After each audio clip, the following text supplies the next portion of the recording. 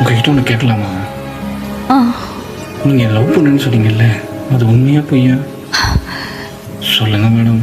உண்மைதான். என் தள்ள சத்தியம் பண்ணுங்க.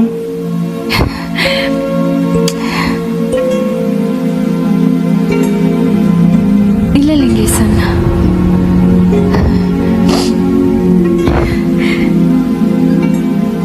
ஏன் மேடம் உங்க மேல எவ்வளோ மரியாதை வச்சிருந்தேன். காரியம் அவருக்கோசம் இப்படி கேவலம் நடந்துக்கிட்டீங்க. உங்க மேல அவ்வளோ பைத்தியகாரத்தனமா இருக்குங்கிறத யூஸ் பண்ணி என்னை முட்டாளாக்கிட்டீங்கல்ல.